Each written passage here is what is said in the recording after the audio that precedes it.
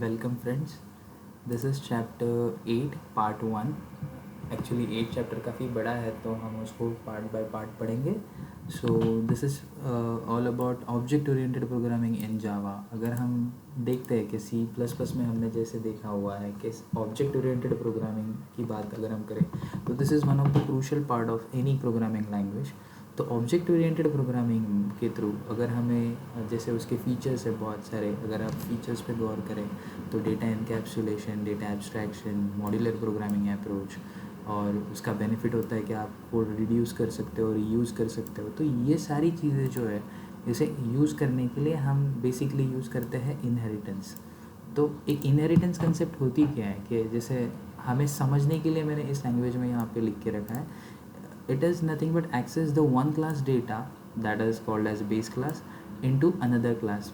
मतलब एक क्लास का डेटा हम किसी और क्लास में यूज़ कर सकते हैं, जिससे हमारा फ़ायदा ये होगा कि हम मॉड्यूलर प्रोग्रामिंग अप्रोच बना पाएंगे, कोड को छोटा कर पाएंगे और कोड को बार बार यूज़ कर पाएंगे. That is the benefit of programming. So that's why we are prefer inheritance. Now अब जैसे कि एक क्लास से डेटा जब बाहर जाएगा तो उस क्लास को हम बोलते हैं बेस क्लास, और जिस क्लास में वो डेटा हम लेके आएंगे उस क्लास को हम बोलेंगे डिराइव क्लास. और जनरली हम क्लास के अंदर जैसे डेटा बाहर भेजने की बात करते हैं तो जैसे हम क्या बाहर भेजेंगे और क्या एक्सेस कर पाएंगे. सो that is nothing but your variable और फंक्शंस. सो वेरिएबल और functions of one class, in short we call it as a property. The property of a base class is come into derived class. That concept is called as inheritance and the benefit is listed below. जैसे कि हम बोलते हैं कि data abstraction कर सकते हैं. Abstraction का मतलब है कि complexity of a data from the end user जो है वो हाइड कर देना है. सो इन शॉर्ट हम उसे बोल सकते हैं कि hide the complexity of a data from the end user. मतलब मेरे पास एक प्रोजेक्ट में 10-15 क्लासेस है तो एंड ऑफ द टाइम क्या होगा कि जब मेन फंक्शन में उस वहाँ पे मैं कॉल करने की कोशिश करूँगा तो मैं वहाँ पे बस छोटा सा क्लास रखूँगा या फिर 1 या 2 लाइन का कोड लिखूँगा जिसके थ्रू मैं पूरा डेटा कॉल कर पाऊँ. इनकैप्सुलेशन जैसे कि हम बोलते हैं कि एक क्लास का डेटा दूसरे क्लास में चला जाना. Wrap the one class data into another class.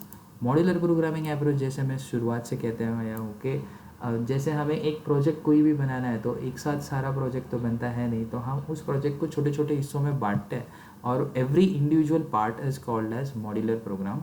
तो इनहेरिटेंस करने के लिए जैसे कि आप देख रहे हो यहाँ पे डायग्राम में, तो सबसे पहले हम जाते हैं सिंपल इनहेरिटेंस. तो सिंपल इनहेरिटेंस क्या होता है कि एक बेस क्लास का डेटा हमें डिराइव क्लास के अंदर एक्सेस करके देखना है.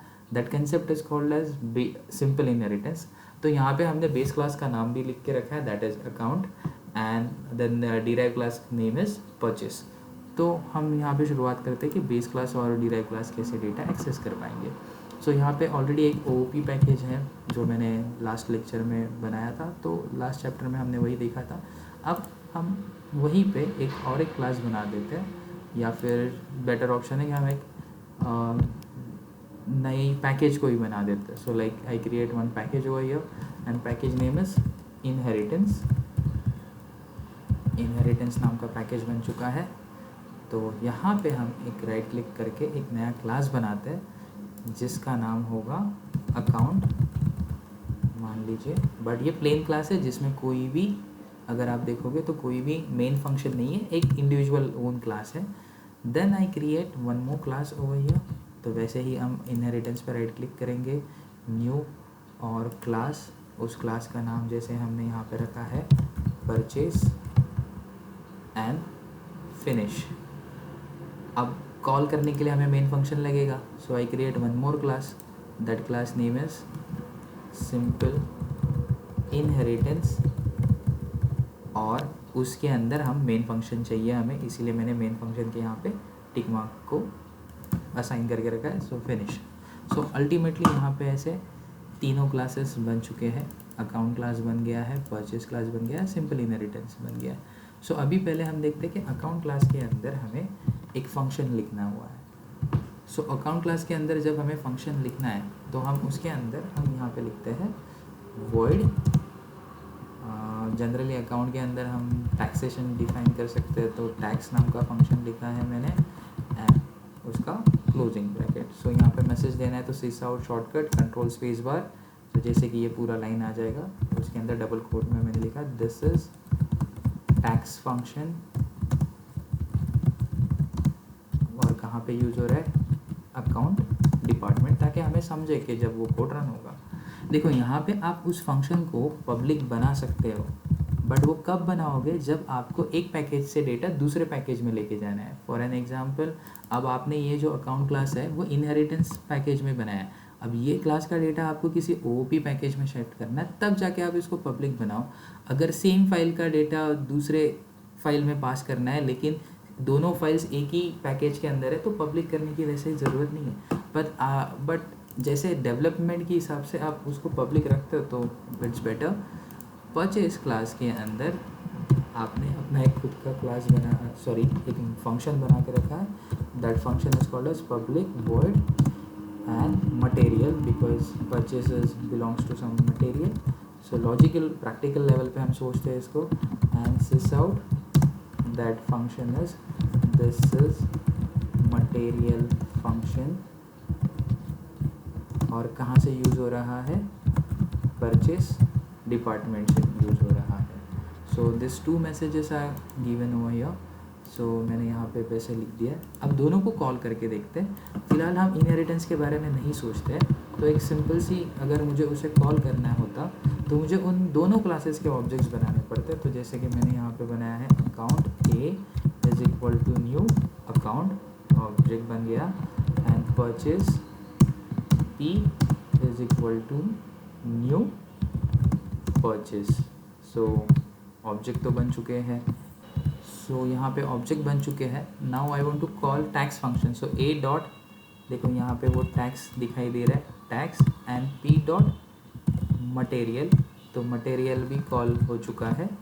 अब हम इन दोनों को कॉल करके देखते हैं कि सच में ये डेटा प्रॉपरली कॉल करता है या नहीं करता है। सो मैंने इस फंक्शन को रन करना है। सो देखो, this is from tax function account department, this is from material function purchase department. लेकिन लॉजिकली आप गौर करोगे तो इन सारी चीज़ों को कॉल करने के लिए अननेसेसरी मुझे 4 लाइन का कोड लिखना पड़ा है। सो यही तो हमें नहीं करना है। जैसे कि हमारा टारगेट है कि अगर हम इनहेरिटेंस यूज़ करते हैं तो हमें हमारे कोड को रिड्यूस करना है। जितने कम लाइन का कोड होगा मेरे मेन फंक्शन के अंदर, उतना बेटर होगा। सो मैं चाहता हूँ कि ये अकाउंट क्लास बन चुका है, इसका डेटा मुझे कहाँ पे यूज़ करना है, परचेस क्लास में। सो कहीं ना कहीं मुझे लॉजिकली यहाँ पे लिखना पड़ेगा, उसे बताना पड़ेगा। सो इनहेरिटेंस यूज़ करने के लिए हमें यहाँ पे एक्सटेंड्स कीवर्ड यूज़ करना पड़ता है। सो मैंने यहाँ पे ex लिखा and control space bar, x tends and the base class name, that base class name is account. तो यहाँ से मैंने अकाउंट को इनहेरिट कर दिया। सो इनहेरिट करने के लिए हम एक्सटेंड्स कीवर्ड यूज़ करते हैं। तो यहाँ पे क्या हो रहा है कि अकाउंट क्लास का डेटा एक्सटेंड हो रहा है परचेस क्लास के अंदर। सो अननेसेसरी मुझे यहाँ पे 2 ऑब्जेक्ट बनाने की ज़रूरत नहीं पड़ेगी, बिकॉज हमने ऑलरेडी उसे बोल दिया था कि अकाउंट का डेटा परचेस में जा रहा है। सो हम यहाँ पे क्या करेंगे, सिर्फ एक ही चीज़ का ऑब्जेक्ट बनाएंगे, that is purchase class and P is equal to new purchase. लेकिन हमारा बेनिफिट ये होगा कि हम P के ऑब्जेक्ट से हम टैग्स भी कॉल कर पाएंगे और मटेरियल भी कॉल कर पाएंगे। सो यहाँ पे हम देखते हैं P डॉट, देखो यहाँ पे टैक्स यहाँ पे एक्सेस हो रहा है, लेकिन एक्चुअली वो पार्ट किसका है, अकाउंट का है। सो लॉजिकली ये इनहेरिट हो चुका है। And same way P dot material भी, बट वो मटेरियल किस क्लास का है, परचेस क्लास का है। तो जहाँ पे अननेसेसरी मुझे 4 लाइन का कोड लिखना पड़ता था, वो मैंने और एक लाइन से कम कर दिया। सो लॉजिकली यहाँ पे इनहेरिटेंस अचीव हो चुका है। सो सी आप अगर आप देख सकते हो यहाँ पे, so this is tax function from account department, this is material function from purchase department. So this is the best way to inherit your data, that is nothing but either you create your classes in a different file and extend your data, that is the best option. और एक चीज़ थी कि जैसे अभी ये 3 line पे था, shift कर दिया था कोड, अब मैं चाहता हूँ यहाँ पे मैं 2 लाइन पे ही कोड शिफ्ट कर दूँ। इसका मतलब है कि मैंने इन तीनों लाइन में से मैं यही तीनों लाइन वापस कॉपी पेस्ट करता हूँ। तो यहाँ से टैक्स को हम हटा देते हैं, ठीक है, यहाँ से हमने टैक्स को हटा दिया है। तो यहाँ पे हम अगर देखे जाए तो सिर्फ 2 लाइन का कोड लिखा है, एक तो परचेस का ऑब्जेक्ट और दूसरा है परचेस का जो भी इनबिल्ट फंक्शन था, दैट इज़ मटेरियल।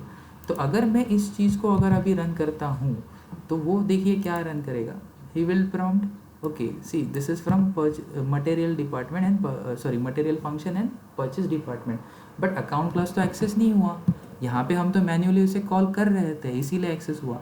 तो देखो मुझे कोड को यहाँ पे नहीं बढ़ाना है, तो how I can access tax function, मैंने कोड को यहाँ पे कोई चेंज नहीं किया, बट परचेस क्लास के अंदर हम उसे एक्सेस कर सकते हैं, क्योंकि हमने बोला था कि परचेस क्लास के अंदर अकाउंट का डेटा आएगा। इसका मतलब है कि अकाउंट के अंदर का टैक्स फंक्शन कहाँ पे आप यूज़ कर सकते हो, परचेस के पास। तो परचेस के पास मतलब कहाँ पे, मटेरियल फंक्शन के अंदर। बट यहाँ पे आपको ऑब्जेक्ट बनाने की ज़रूरत नहीं, बिकॉज आपने पहले ही उसे बोल के रखा है कि आप अकाउंट का डेटा एक्सेस करने वाले हो।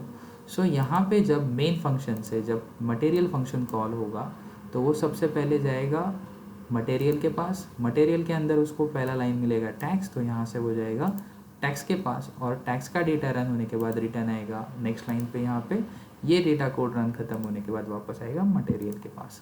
सो this is the basic way to inherit the data. So अभी हम वापस उसे रन करके देखते हैं। सी यहाँ पे वैसे ही रन हो रहा है, जहाँ पे मुझे 4 लाइन लिखने पड़ते थे, 2 ऑब्जेक्ट बनाने पड़ते थे, अननेसेसरी मेमोरी वेस्ट होती थी, वो मेमोरी मैंने एक ऑब्जेक्ट पे लेके आया, and then I call all the thing.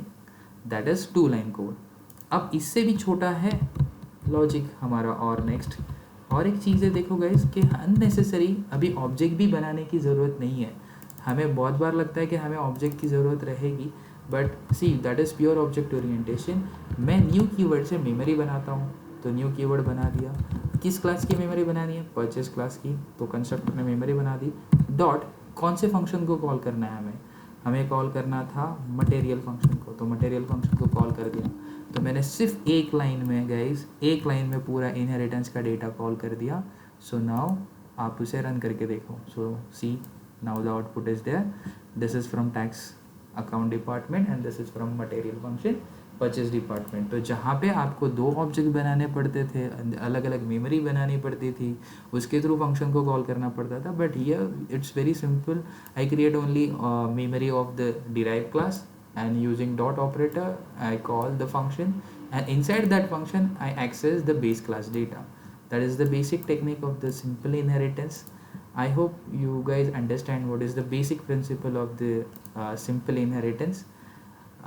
I think ये सारी चीज़ें जो है आप बहुत ईजीएस्ट वे में इम्प्लीमेंट कर सकते हो। The same way for multiple inheritance. Multiple inheritance में क्या होगा गाइस, मल्टीपल इनहेरिटेंस में जैसे कि आप देखो अकाउंट क्लास है, परचेज क्लास है, तो यहाँ पे आप अगर डायग्राम देखते हो तो अकाउंट क्लास का डेटा आप परचेज क्लास में शिफ्ट कर रहे हो, परचेज क्लास का डेटा आप ईआरपी क्लास में शिफ्ट कर रहे हो। तो लॉजिकली आप यहाँ पे क्या चेंज होगा, आप यहाँ पे सिर्फ न्यू ईआरपी डॉट जो भी उसका फंक्शन होगा उसे कॉल करोगे, लेकिन run code account purchase and then ERP का होगा। So that is a multiple levels आप यहाँ पे क्रिएट कर रहे हो। That is a part of multiple inheritance. So आप अकाउंट का डेटा परचेस में इनहेरिट करने के लिए आप क्या लिखोगे, क्लास परचेस एक्सटेंड्स अकाउंट।